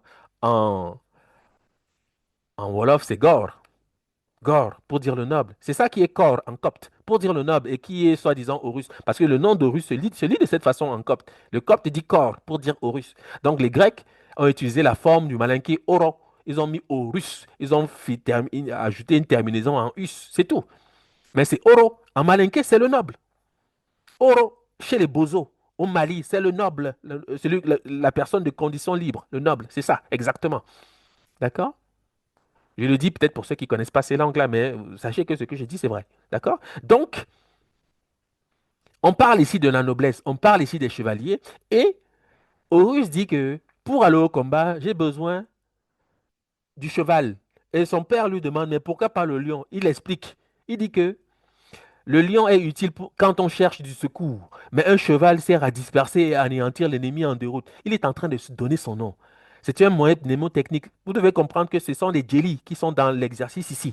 C'est eux qui renseignent Plutarque. C'est pour ça qu'ils utilisent de ces formules. C'est pour masquer une forme de. Pour maintenir l'information, on utilise ces structures. Parce qu'on sait que quand on parle malinké, on parle bambara, on va dire So Jata. Et on va reconnaître que c'est de lui qu'on parle. Que c'est son vrai nom, le nom d'Horus. So Sunjata, c'est son vrai nom. D'accord? Ce n'est pas un hasard. C'est pour ça que je vous ai dit qu'on ne parle pas pour rien. On dit, non. Chaque détail est porteur de sens et de fait de civilisation. OK? Donc c'est cela, c'est son nom, Sojata. Et on vous dit par ailleurs que c'est le nom du sphinx. Bon, on avance. Ensuite, la chose est que, évidemment, on peut dire, dans le mandé, on dit so ou son pour dire le cheval. Chez les Dogons, c'est son, etc. Vous verrez les langues, je le dis pour ceux qui ne le savent pas, mais on peut dire so ou son. Généralement, le N que vous entendez, c'est une nasale. Hein, le mot, c'est so, généralement. Mais on peut dire son pour dire le cheval. Mais sauf que, vous vous rendez compte que, par exemple, en malinké, son, c'est aussi le nom du cœur. Ça signifie aussi caractère. Ça signifie également conduite. Et la plupart des gens ne savent pas que quand on dit Sonjata ou Sunjata, il y a plusieurs manières de le faire, de le dire. Son, ça signifie littéralement cœur de lion. C'est un titre initiatique. C'est ce que ça veut dire, le nom du sauveur du Mandé. Ça veut dire que c'est un thème initiatique. C'est-à-dire, parce que la geste du Mandé sert à l'enseignement aux enfants. D'accord? Aux jeunes nobles, etc., ceux qui vont devenir des soldats, des guerriers dans l'État, dans le pays. C'est de ça qu'il est question. C'est un corpus pédagogique. Hein, vous devez le savoir, ce n'est pas une histoire racontée comme ça pour faire joli, non. Il y a tous les éléments de la civilisation mandingue, c'est-à-dire égyptienne, parce que c'est de ça qu'il est question, puisque je suis en train de parler de Russes. hein, dans la geste du mandé. D'accord? Et je sais que il viendra naturellement à l'idée des uns et des autres de songer à un personnage peut-être mieux connu par les films, puisque vous avez l'histoire des chevaliers de la table ronde, où il est question de Richard Cœur de Lion. Mais posez-vous la question, y a-t-il des lions en Angleterre? Si vous voyez hein, une histoire, bon, on va dire de l'Angleterre, utiliser ces formules, sachez que ce sont les Soudanais hein, qui ont structuré la royauté, l'aristocratie dans ces îles. Et cela, ce n'est pas difficile à découvrir, puisque nous avons des sceaux, des armoiries. Les armoiries de la royauté en Europe, il y en a une pléthore, y compris en Angleterre, qui présentent des figures d'Éthiopiens, c'est-à-dire de Soudanais. C'est pour ça que cette figure mythique, parce que Richard, Cœur de Lion, c'est une histoire mythique, hein, c'est un mythe, d'accord? Je vous le dis, l'histoire d'Excalibur. Bon, ceux qui connaissent, ils connaissent, ceux qui ne savent pas, renseignez-vous s'il vous plaît, je ne vais pas faire le détour, parce que Excalibur, c'est connu, c'est une histoire très connue, les Chevaliers de la Table Ronde, c'est connu, vous pouvez avoir des éléments facilement, mais sachez que les histoires qui sont racontées dans ces faits de culture, qui paraissent aujourd'hui britanniques, on va le dire de cette façon, sont des éléments proprement soudanais du simple fait qu'il s'appelle Cœur du Lion. Parce que pour rencontrer le lion, pour avoir ça dans son titre, parce que le cœur de lion, c'est ce qu'on appelle un jamou. C'est un titre de gloire. Vous devez le savoir au Mandé. C'est ce qu'on appelle un jamou, un titre de clan. C'est des choses importantes, très importantes. D'accord? Donc, pour avoir ça, il faut avoir les caractéristiques qui viennent avec la figure du lion. Mais jusqu'à preuve du contraire, il serait difficile de m'expliquer qui a eu des lions en Angleterre. Bon. Donc, ça prouve qu'il y a eu un transfert, un déplacement de population avec une culture. Et par le fait de l'aristocratie britannique aujourd'hui, c'est démontrable, c'est pas compliqué. Hein, c'est pas compliqué, je le dis parce que vous devez le savoir. Bon, donc, pourquoi il est ici question du cœur? C'est parce que le nom de Sundiata transporte la question de la conduite, du caractère, hein, du mandingue type, c'est-à-dire tel qu'on l'espère au bout d'une éducation digne de ce nom. C'est-à-dire le mandingue, le Soudanais en bonne et due forme, doit être cœur de lion. Parce que vous devez comprendre que Sundiata, c'est une figure tutélaire qui gouverne l'enseignement. J'espère que vous allez comprendre ce que je suis en train de dire. C'est-à-dire, on se sert d'une figure tutélaire comme celle de Russe, parce que c'est de ça qu'il est question. Ne réduisez pas ça à un personnage, à un roi qui aurait existé. Non, c'est l'école, l'initiation. C'est de ça qu'il est question. D'accord? Je dois vous rappeler que, bon, pour ceux qui se sont rendus en Égypte, peut-être qu'ils le sauront mieux que d'autres, sous le sphinx du plateau de Gizeh, si vous visitez cet espace, vous verrez que c'est un labyrinthe. On ne le sait pas toujours parce que ça ressemble à un temple aujourd'hui. Mais Hérodote parle de cela, des labyrinthes en Égypte. Et ils n'ont pas disparu. Aujourd'hui, ça peut paraître comme un temple. Mais pour un grec à l'époque, le labyrinthe, c'était les lieux éminemment liés à l'initiation. Vous devez le savoir. Parce que le labyrinthe, qu'est-ce que c'est? C'est ce qu'on appelle un peu en égyptologie la droite, le monde souterrain. D'accord? D'accord? Puisque le labyrinthe, c'est le ventre de la maman. C'est de ça qu'il est question. Quant au fond. Hmm? C'est ça. Ce qu'on appelle la menti, là, le monde souterrain. C'est le ventre de la femme. L'intérieur, là, le ventre de la maman. C'est de ça qu'il est question. Et Horus est appelé la maison d'Horus. Hathor est appelé la maison d'Horus. C'était l'enfant dans l'utérus. C'est ce que c'est. Même du point de vue des représentations du pictogramme. Vous avez le mur d'enceinte avec une ouverture. À l'intérieur, on place le faucon. C'est l'enfant dans l'utérus. C'est ce que c'est. Hathor. D'accord? Donc, ce sont des éléments que j'ajoute pour voilà, être je veux dire, relativement complet, même si ça ne suffira jamais qu'à travers une lecture. Hein. Je dois vous le dire, mais je sais qu'on n'est peut-être pas tous familiers de la lecture, mais je ne peux pas passer mon temps à parler. Vous entendez, puis ça. Non, c'est un corpus d'école, c'est une initiation. Vous devez euh, appréhender cette matière, c'est votre patrimoine. C'est par ce moyen que la civilisation est possible. Il y a pas, c'est ça. Donc, c'est pour ça que j'insiste sur l'écrit. Je me dis, ici, je fais cette communication simplement parce que j'ai cette possibilité à l'époque qui est la nôtre. Mais euh, c'est le livre qui permet vraiment voilà, d'appréhender les éléments parce que cette communication pourra disparaître. C'est YouTube. Je ne suis pas propriétaire de YouTube. Vous comprenez? Bon, voilà. Donc, un malinqué, c'est le cœur, le caractère, la conduite. Voici pourquoi vous avez ce sens cœur, pensée, courage, volonté, souhait, etc. D'accord? Donc, ne vous limitez pas à l'apparence de la translittération. C'est jata, jate, etc. Je vous ai expliqué ça. C'est jata qui est écrit ici. D'accord? Mais on parle de lui, c'est Sunjata. C'est clair, on parle du cœur. Le cœur, c'est quoi? On touche donc au relief de l'éducation, de l'enseignement, du caractère, le bon caractère, etc. L'individualité, la personnalité. C'est une manière de former la jeunesse, hein, à l'école de la société. C'est à cela que sert la figure de Sunjata. La geste du Mandé sert à ça, hein, faire preuve de courage, de noblesse, etc. C'est de ça qu'il est question. Et combattre les ténèbres, c'est-à-dire le mauvais roi, c'est-à-dire l'usurpateur. C'est ça qu'il est question. D'accord? Donc, c'est cela. Alors, dans le dictionnaire, dans son dictionnaire de la fosse, donc, se rappelle le sens de ce mot. So, je vous ai dit que le N, c'est une nasale. Voilà pourquoi de la fosse a raison de distinguer. Il met un tiret entre so et N, parce que le mot, c'est so, on le sait tous. Mais on dit son parfois. Voilà. Parce qu'il y a une nasale qui est rajoutée. Donc, on peut dire son ou son avec les sens suivants. Cœur, au propre et au figuré. Voilà pourquoi on peut parler de conduite, de caractère également. Foi, évidemment, c'est Krati. Je vous ai dit que c'est ça, hein, c'est en malinké, en Kikongo, ça va être Kati, le cœur. Sauf que ça dépend du contexte. Mais on est toujours dans la même tradition, le même paradigme, la même vision. Antilope à cornes écartées en forme de cœur. C'est une antilope qui s'appelle son. En malinké bambara, elle a des cornes en forme de lyre. Ceux qui connaissent la tradition savent qu'elle est extrêmement importante et elle est connue. D'accord? Et de la fosse dit que c'est parce qu'elle a les cornes en forme de cœur qu'elle est appelée de cette façon. On peut le supposer également. Donc le mot signifie également caractère, volonté, consentement, acceptation. Hein? Écoutez bien, c'est important. Caractère, volonté, consentement, acceptation, don fait de bon cœur, offrande, sacrifice, libation, titre donné au suzerain et équivalent à seigneur. Dans les compositions, Sandhya, de bonne humeur, de bon caractère. Sunjata ou Sunjata, lui, il traduit de la fosse, parce c'est Maurice de la Fosse, hein, pour ceux qui ne savent pas, c'était un Français. Il traduit par Seigneur Diata, Seigneur Lion, nom donné habituellement au fondateur de l'Empire mandingue. Bon, je reprends, parce qu'il dit ici quelque chose d'intéressant. OK? De la Fosse nous explique que ce mot, et il a raison, mais je me sers de son dictionnaire parce que chacun a accès, chacun est capable de vérifier, y compris ceux qui ne parlent pas les langues mandingues. Hein. C'est pour ça que je me sers de son dictionnaire, c'est tout, mais il n'y a pas là d'obligation. C'est certain, puisqu'on sait que c'est le sens effectif de tout cela.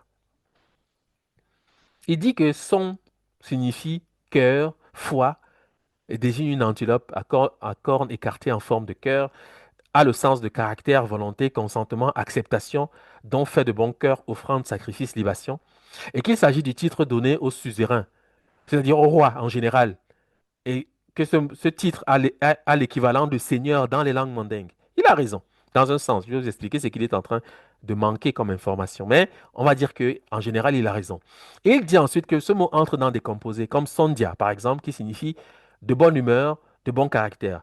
Et que ce nom, ce mot-là, c'est ce mot qu'on utilise pour écrire le nom de Sundiata. Sundiata ou Sundiata. Il traduit par Seigneur Diata, Seigneur Lion, parce qu'il sait que Diata signifie lion. Donc lui, il traduit Sundiata par Seigneur Lion. Je lui dis que Sundiata, c'est cœur de lion, ça c'est clair. Sachez-le, que ce soit définitif. Parce que ce que je vous dis là, c'est voilà, c'est d'autorité que je vous le dis. Je n'en dirai simplement pas plus, mais c'est d'autorité que je vous le dis. Sundiata, le sens fondamental de son nom, c'est cœur de lion. C'est un thème initiatique, ésotérique. C'est dans ces lieux que ça se comprend mieux. Je ne peux vous dire que ce qui est possible de dire dans un contexte comme celui-ci. Donc, n'allez plus chercher midi à 14 heures. D'accord? Je vous dis, c'est cœur de lion. C'est un thème initiatique pour la formation des jeunes garçons, en particulier dans la société soudanaise. D'accord? Bon. Donc, voilà ce que rappelle euh, De La Fosse en expliquant que C'est un nom habituellement donné au fondateur de l'Empire mandingue, que vous connaissez tous, puisque vous l'appelez tous Sundiata. Je pense que vous le savez. Et on imagine que c'est un personnage historique. Je vous ai expliqué que c'est russe. À partir de ce moment, je n'ai pas besoin de tirer trop longuement sur le discours pour clarifier un certain nombre de faits de culture. Donc, on comprend exactement de quoi nous sommes en train de parler. D'accord? Bon, voilà. Donc, j'ajoute un fait qui doit attirer votre attention parce que la poitrine porte un nom dans les langues mandées. Le vocabulaire du cheval, du cavalier, c'est-à-dire du chevalier, est homophone dans les langues mandées. Par exemple, en mandinka, on dit sisi pour signifier poitrine. En vaï, c'est soussou pour signifier poitrine. En malinké, c'est sisi, poitrine ou poitrail. Hein. Mais en soninké, on dit sissé pour signifier le cavalier de six cheval. Et c'est le nom du clan royal dans l'ancien Ghana. D'accord? Et vous savez que l'empire du Ghana naît tout de suite après la chute, entre guillemets, on va dire, de la civilisation égyptienne. Hein. Il y a le Ouagadou, Ghana. D'accord? Je pense que vous le savez. Hein. Non du clan, parce que ce sont des djamous. Parce qu'il ne faut pas prendre les choses littéralement. Vous devez savoir ce qu'il y a derrière, c'est beaucoup de choses. Ce n'est pas simplement les apparences. Quand on dit Sundiata, il y a beaucoup de choses derrière. Beaucoup de choses derrière. D'accord? Et c'est le cavalier. Le cavalier, c'est le chevalier. Le chevalier, c'est le noble. Le pharaon est généralement représenté dans cette position, sur son char, parfois sur un cheval. C'est des choses qu'on peut voir facilement. Il suffit de visiter quelques sites en Égypte actuels pour le voir, ou quelques ouvrages où c'est montré. D'accord? Ce sont des faits de culture. Mais je rappelle simplement ceci parce que les mots ne sont jamais vains. Vous avez une graphie, certes, mais elle est riche d'enseignements. Ne vous limitez pas aux translittérations puis croire qu'on a compris parce qu'on va dire cœur ati et puis on passe à autre chose. Non. C'est tellement important, ce genre de choses, que vous devez savoir qu'en arrière, hein, on ne peut pas parler du cœur avec légèreté au Soudan, ce n'est pas possible. On ne peut pas dire cœur ati, il est pesé et puis c'est tout, ça finit là. Non, jamais. Jamais. D'accord? Sachez qu'il y a la graphie, certes, mais la graphie renseigne sur beaucoup d'autres choses. Il faut avoir cette ouverture. Et c'est par la lecture analytique que c'est possible. Ça, je dois la mettre. Parce que si vous lisez comme un égyptologue, vous allez croire quand vous avez dit Ati. C'est ça, c'est comme ça que ça se dit. Et puis c'est tout. Non, non, non.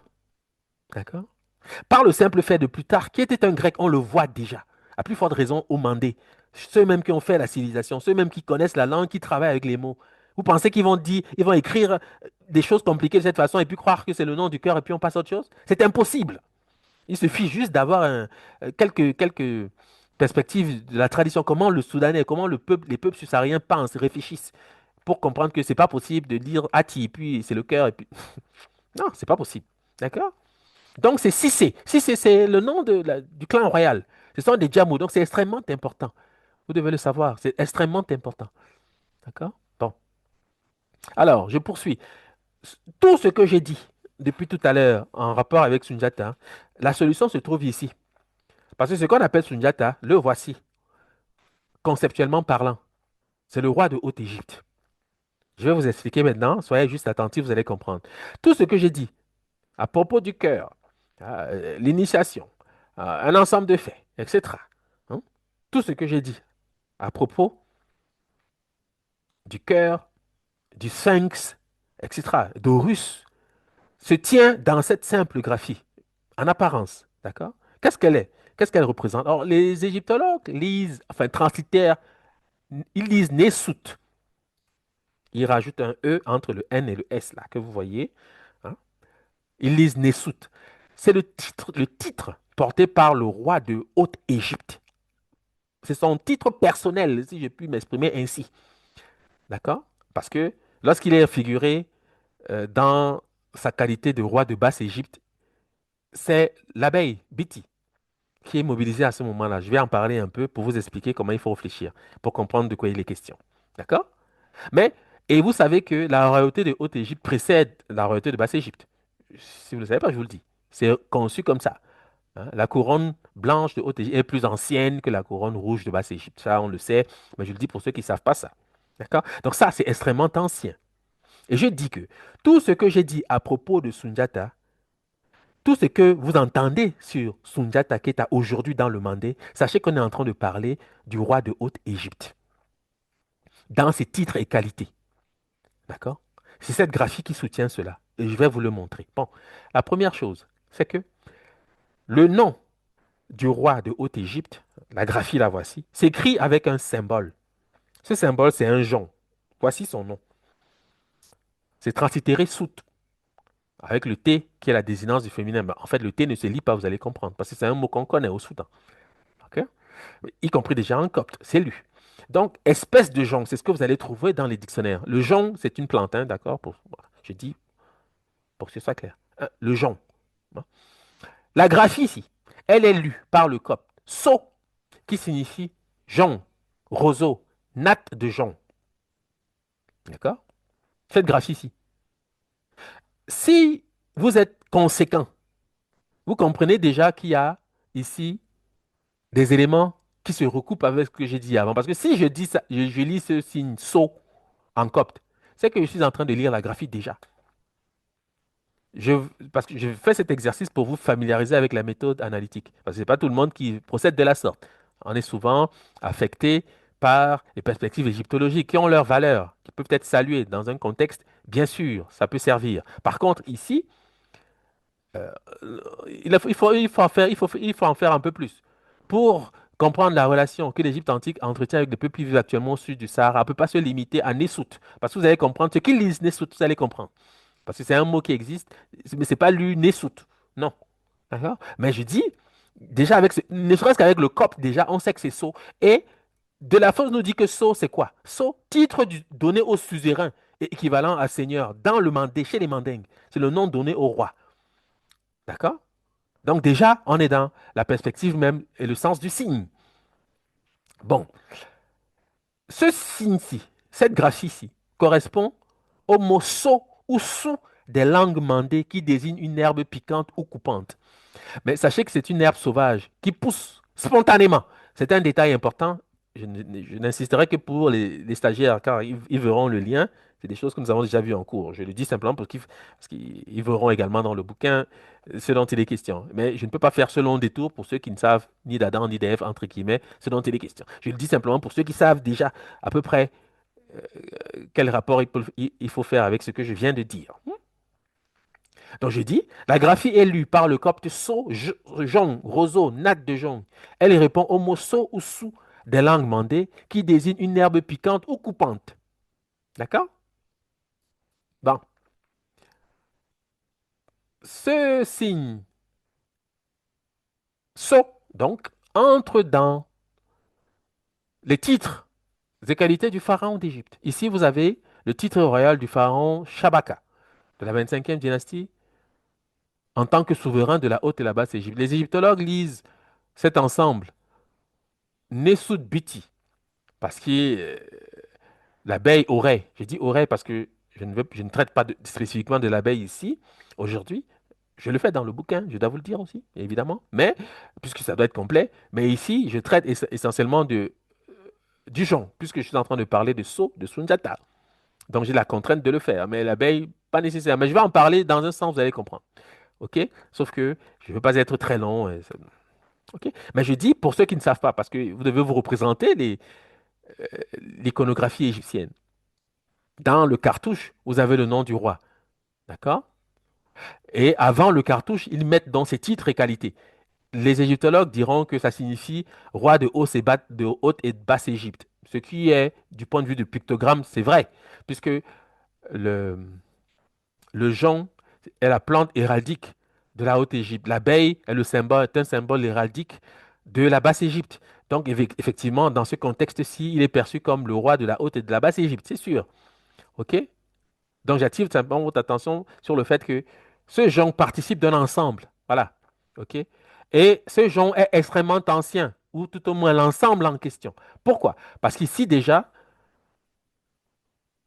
durant la troisième dynastie, le fait historique est déjà attesté. Pourquoi je prends la peine de vous présenter ça? Pour vous dire que ce que je suis en train de vous dire là aujourd'hui, c'est extrêmement ancien. Vous comprenez? L'affaire de Sundiata, ça ne commence pas avec l'empire du Mali tel que c'est raconté aujourd'hui par les historiens. Non. Si vous avez, parce que vous allez comprendre ce que je dis, je n'ai pas encore fait la preuve, je la ferai.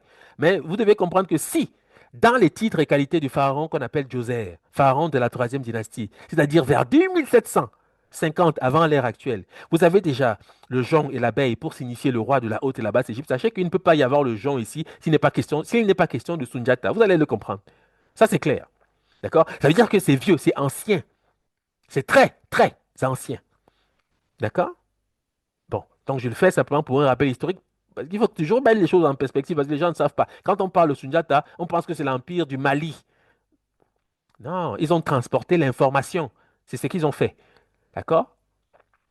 Ils ont rejoué pour la fondation. Parce que c'est comme ça qu'on fonde un empire, c'est avec les concepts. Ils ont rejoué la fondation de l'empire dit du Mali aujourd'hui. Mais l'empire du Mali n'est que la continuité de l'Égypte pharaonique. Vous devez le savoir. C'est ce que c'est. On le voit notamment avec ce symbolisme ici. Et je vais le démontrer, parce que je sais que je ne l'ai pas encore tout à fait fait, même si déjà on peut le sentir. Mais la preuve est évidente. Lorsque je vais l'exposer, vous allez comprendre que voilà, ce sont les faits. D'accord? Par contre, je voulais quand même, pour le témoignage historique, réhabiliter et montrer vraiment que ce n'est pas des choses qui commencent au 15e, 16e, 14e siècle. Non, non, non, non. D'accord? Bon, ça c'est dit. Ensuite, Orapollon, dans ces hiéroglyphiques. Alors, rapidement, qui est Orapollon? Orapollon, c'est un, on va dire, philosophe égyptien qui a vécu autour du 5e siècle. Il a produit une œuvre qui est appelée Hieroglyphica, œuvre dans laquelle il présente des signes hiéroglyphiques et leur signification dans le contexte des anciens Égyptiens, avec l'idée qu'il voulait conserver l'information de la tradition, des signes, parce qu'à cette époque, ça se perdait déjà. Il a produit ce texte qu'on appelle Hieroglyphica pour conserver l'information. Et dans Hieroglyphica, il parle de l'abeille, et je vais vous montrer dans la technique. Hein, c'est une technique qu'il va utiliser. Enfin, il a été renseigné selon une technique. Voilà. Il dit que comment il représente un peuple qui obéit au roi. Quand il, en parlant des anciens Égyptiens, veulent représenter le peuple qui obéit au roi, il peigne une abeille. Car seul parmi les animaux, cette espèce a un roi que suit toute la multitude des abeilles. De même que les hommes obéissent au roi. Étant donné la bonté du miel et de la force du dard de cet animal, il laisse ainsi sous-entendre que le roi est clément, mais en même temps énergique quand il y va de la justice et de l'administration. Bon, sachez que tout ce que Orapollon est en train de dire ici à propos de l'abeille concerne le jonc. C'est une façon de conserver l'information. Parce que dans mon texte, il ne parle pas spécifiquement du jonc. Il parle de l'abeille. Mais tout ce qu'il dit à propos de l'abeille, les mots qu'il utilise, que les Soudanais utilisent pour signifier tout ce qu'il est en train de dire au sujet de l'abeille, ce sont les mots du jonc. Je le montre ici. Je dis ceci. Ce que dit Orapollon au sujet de l'abeille, symbolisant la bonté à travers le miel, la force à travers le dard, la clémence et la justice, etc., n'est qu'une succession du sens du mot son du bambara, qui traduit accord, être d'accord, obéir. Voilà pourquoi il parle d'obéissance au roi. Obéir, accepter, vouloir bien, c'est-à-dire le consentement, hein, à être dirigé par un roi. Et son homophone, en bambara, c'est un homophone son qui signifie gratifier, offrir un sacrifice. Voici pourquoi il parle de la bonté, etc. Hein, vous verrez le texte, c'est cela. Gratifier, offrir un sacrifice, arroser, faire des libations. On dit également son en bambara, c'est le dard de l'abeille. Hein? On dit soni, consentement. Soni, le sacrifice, libation. Sonifen, offrande. Sonikela, le sacrificateur. Des éléments qui confortent la lecture effective du groupe soi-disant Nessout. Pour l'instant, entendez-le comme ça, mais ce n'est pas ça. Hein. Vous avez déjà compris que, évidemment, on va évoluer par rapport à la lecture. Vous aurez une lecture juste. Mais c'est cela. Donc, j'ai dit que la technique ici, parce que vous devez comprendre comment les peuples soudanais réfléchissent, comment le scribe réfléchit. C'est très important. Ce qu'ils font ici, quand ils veulent donner la signification de l'abeille, ils donnent la signification de l'abeille en se servant des mots qui viennent du jonc. Quand il dit que quand ils veulent représenter le peuple qui obéit au roi, ils peignent une abeille, car seul parmi les animaux, cette espèce a un roi. Le roi, c'est son. Vous le savez. Toute la multitude, que suit toute la multitude des abeilles, de même que les hommes obéissent. Obéir, c'est son. Étant donné la bonté, c'est-à-dire gratifier, son. du miel et la force du dard sont... Il ne fait, ce n'est qu'une succession d'homophones dans la langue bambara malinké. Ça prouve quoi? Ça prouve que ceux qui ont fait cette civilisation-ci, ceux qui ont produit ce système d'écriture-ci, ce sont les mandingues.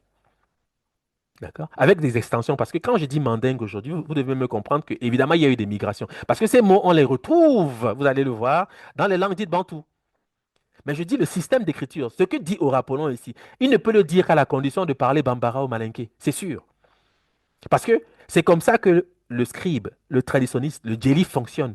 Il fonctionne sur la vibration, il fonctionne sur les homophones. D'accord? Donc, pour expliquer l'abeille, tout ce qu'il dit de l'abeille vient du jonc. Ça prouve que ça se lit pas ne sous, je sais pas quoi. C'est son, c'est sûr. Ou so. La base, c'est so. Je vous ai dit que le N final, c'est une nasale. C'est so pour dire le jonc. Et le copte témoigne de cela.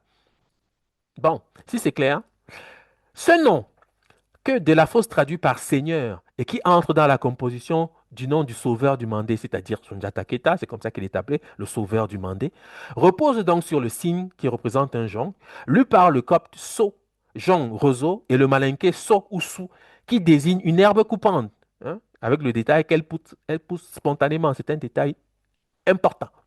Cette plante entre dans le groupe que voici, qui désigne le roi de Haute-Égypte, lu non pas Nesut, à la manière des égyptologues, mais sont le titre des souverains soudanais traduit par Seigneur. Ce titre est Soni chez les Songhai, avec le sens de sauveur, comme dans Soni Ali Ber, c'est-à-dire sauveur Ali le Grand, parce que Soni veut dire sauveur, Ali c'est son nom, Ber en Songhai, c'est-à-dire le Grand, comme on dirait, je l'ai rappelé à maintes occasions, Alexandre le Grand. D'accord? Soni Ali Bey. Parce que Soni en bambara veut dire le sacrifice. Donc c'est dans la même suite des descriptions rappelées par la note d'Orapolon, hein, sur laquelle je ne vais pas nécessairement revenir, parce que je l'ai dit. Soni, c'est le sacrifice, l'offrande, etc. Donc ça se lit non pas Nesut. Donc ils lisent à l'envers, mais je vais vous expliquer ce qui se passe ici. C'est Soni, comme en Songhai. C'est ce qui est écrit ici, exactement ce qui est écrit ici. Titre du roi, du pharaon, du roi de Haute-Égypte. C'est ça.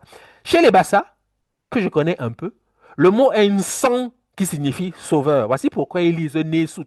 Parce que en Bassa, son signifie protection, ou protéger, sauver. Mais quand il y a le N avant, son, ça veut dire celui qui. Donc quand on dit son, c'est celui qui sauve, celui qui protège. Voici pourquoi il y a une variante graphique où vous avez le filet d'eau, vous avez le verrou et vous avez le déterminatif, un ensemble de signes que les égyptologues vont lire Nesut. Ça ne se lit pas Nesut parce que le E là n'a pas lieu d'être. Ce sont des langues subsahariennes. Il n'y a pas le E là entre deux syllabes. Ça n'existe pas. C'est une son pour dire sauveur en bassa, par exemple. Mais ce n'est pas que le bassa qui utilise cette formule. Je pense que ceux qui parlent les langues bantoues le savent. D'accord? Donc, ce n'est pas Nesut ou je ne sais quoi. C'est une son. D'accord?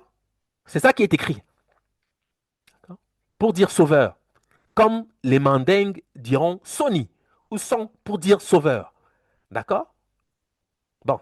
Donc, chez les Bassa, le mot est un son sauveur. Et ceux d'entre eux, faits chrétiens, c'est-à-dire les Bassa qui sont chrétiens aujourd'hui, disent par exemple son ici le Jésus Christo pour dire Jésus-Christ est le sauveur du monde. Mais le son qu'ils utilisent là, c'est le titre du pharaon de Haute-Égypte. C'est le titre qui entre dans le nom de Sundiata. D'accord?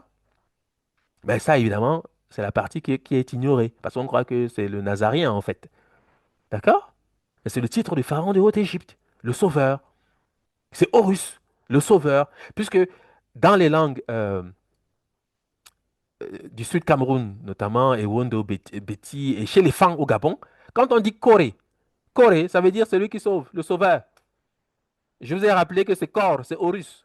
Ce n'est qu'une autre manière, qui est dans Kor, qui est dans Koreji, pour dire Apocrate, je l'ai rappelé, d'accord? Donc, quel que soit le chemin par lequel vous passez, vous arrivez à la même objectivité. Horus est le sauveur. Pourquoi? Parce qu'il vient combattre les ténèbres. C'est ce qu'il vient faire, c'est-à-dire son oncle qui est Seth. Il est la lumière, le sauveur du monde. C'est Sundiata, le sauveur du Mandé. D'accord? Donc, ce n'est pas les affaires de l'Empire du Mali, 14e, 15e siècle, ça, non. Je vous ai dit que si vous trouvez dans le titre du roi Djoser, pharaon de la troisième dynastie, vers 2700 avant l'ère actuelle, le Jong, sachez qu'il est déjà question de Sundiata. Et ce n'est pas, ça n'a pas commencé avec Joseph. Donc, voilà. D'accord? Ça veut dire ce que ça veut dire. Je dis donc que le mot son, sauveur, vient du verbe bassa, son, qui signifie délivrer, protéger, sauver. Donc, son signifie, parce que quand on rajoute le n avant, on préfixe avec le n, ça veut dire celui qui fait l'action. D'accord? Je le dis pour ceux qui ne savent pas les langues. Hein? Donc, quand on dit son, ça veut dire celui qui sauve. D'accord? Son, celui qui délivre, celui qui protège. D'accord? Qui sont des prérogatives de Sundiata. C'est le sauveur du Mandé. Tout le monde le sait au Mandé. C'est comme ça qu'il est appelé. D'accord? Et la forme en Ewondo, par exemple, au sud Cameroun, on dit Nsung. Parce que parfois, on va dire Sundiata. D'accord? On dit Nsung, c'est le sauveur, c'est-à-dire celui qui sauve. Nsung, c'est sauver. Le verbe, c'est Sunga, qui veut dire sauver. Donc, Nsung, c'est celui qui fait l'action de. Quand vous voyez le N qui préfixe un verbe dans les langues dites bantou, en particulier celle du sud Cameroun, ça veut dire celui qui fait l'action. D'accord? Nsung, c'est celui qui sauve, celui qui délivre. D'accord? C'est cela. OK? Mais jusque dans l'Empire Songhai, la chose est maintenue. Sony Alibert, tout le monde le connaît. D'accord? Vous allez aujourd'hui au Niger, vous parlez de Sony Alibert, tout le monde sait qui est Sony Alibert. C'est un grand combattant, hein, un empereur voilà, qui a beaucoup compté dans l'histoire du Soudan. Je pense que vous le savez. Sinon, je vous le dis, instruisez-vous sur ces questions, vous verrez de quoi il est question. C'est ça le titre que porte le pharaon de Haute-Égypte. D'accord? Soi-disant Nessout. J'ai déjà expliqué qu'il ne s'agissait pas de cela, naturellement. Voilà. C'était là la discussion du jour. Bon, hein. Nous sommes aujourd'hui samedi. J'ai pris le temps de cette discussion parce que j'avais quelques insomnies suite à la défaite humiliante des soi-disant Lions indomptables. Je dis soi-disant, mais ce n'est pas une moquerie. Ben, franchement, voilà. À la suite de cela, évidemment, j'ai perdu le sommeil. Donc, je me suis dit, tant qu'à faire, rendons cette nuit utile à quelque chose. et, et voilà, faisons donc cette communication. Donc, je salue le parcours des Lions indomptables, évidemment, parce que c'est une boutade. Ce n'est que du sport quant au fond, et je sais qu'ils ont donné le meilleur d'eux-mêmes. C'est un fait. Je pense que le Maroc, objectivement, a été plus fort, même si nous avons souhaité la victoire. Mais voilà, ce sera pour une autre fois. En tous les cas, donc je rappelle ce que j'ai dit en introduction. Les deux volumes sont disponibles. Euh, pour la promotion, dans le mail envoyé, précisez simplement Jelly 70 ou rappelez que c'est pour la promotion évoquée dans le cadre des communications sur la chaîne à contrario et nous ferons le nécessaire. Écrivez à l'adresse lescahiers@gmail.com. Voilà, et vous aurez un retour naturellement. Et je vous invite encore une fois, pour ceux qui ne l'ont pas encore fait, naturellement, de commander cet ouvrage. Je vous ai dit, c'est un ouvrage assez riche d'instructions. C'est le patrimoine des peuples noirs, le patrimoine des peuples subsahariens, et c'est ce patrimoine qui est notre signature singulière dans le monde, plutôt que d'embrasser avec méditation les versets du Coran hein, ou les versets de la Bible qu'on peut même retenir par cœur. Voilà, il faut quand même s'intéresser à son patrimoine, le travail de nos ancêtres qui, quant au fond, est même à l'origine de tout ce qui nous paraît aujourd'hui un peu comme ça éloigné et qui, quelquefois, ont connu euh, ont parfois été dénaturés. Voilà, je pense que j'en ai souvent parlé, je ne vais pas le refaire ici puisque je suis en train de conclure. Je voulais vous remercier naturellement de votre attention et vous inviter encore une fois, j'insiste, car également par cette œuvre, vous soutenez le travail que nous réalisons et nous avons de grands projets. Je ne suis qu'un homme. À la suite viendront d'autres qui, sur ce travail, seront s'appuyer pour poursuivre l'œuvre initiée par nos prédécesseurs. Hein. C'est une longue marche, mais nous avons besoin des uns et des autres, de chacun d'entre vous, pour consolider les acquis. À travers le travail qui n'est pas encore pédagogique, parce que nous ne sommes pas salariés de cela. Il n'y a pas une université qui m'entretient ou qui entretient un chercheur dans ce domaine. C'est vraiment par la simple volonté de voir un peu les choses différemment, ou en tout cas de voir euh, la promotion d'une certaine vision de notre continent qui m'engage à travailler dans ce domaine. Voilà. Et donc, c'est par votre soutien, et ce n'est que par ce soutien que ce travail est possible. Donc, je vous remercie pour ceux qui ont fait la démarche d'acheter le livre, pour ceux qui font la démarche de s'inscrire à l'école des scribes. Nous aurons dans quelques jours, dans quelques semaines, quelques jours enfin, les portes ouvertes. Je vous invite à vous intéresser à ce travail, à vous intéresser à l'école des scribes voilà, et à suivre ce qui viendra parce que à la suite de cet ouvrage, nous allons initier des rencontres hebdomadaires, je l'ai dit, pour aller un peu plus dans le détail. Ce qui va me faciliter le travail dans le sens où il y a beaucoup à dire. Je n'aurai plus à faire de longues communications sur des choses en fait simples. Parce que cette communication, j'aurais pu l'abréger si vous aviez quelques éléments déjà. Mais je sais que c'est pas tout le monde qui sait qui est Sundiata, c'est pas tout le monde qui sait tel ou tel aspect de la civilisation égyptienne. Donc, s'il il me faut à chaque fois faire quelques digressions, bon, je peux le faire dans ce contexte-ci, mais avec le bouquin, on gagnera du temps. Voilà, on ira un peu plus en avant dans les sciences des humanités classiques, euh, africaines, dira-t-on. Voilà. Donc, je vous remercie de votre attention. Je vous souhaite de passer un excellent week-end et je vous dis donc à très bientôt sur le chemin de la connaissance. Merci.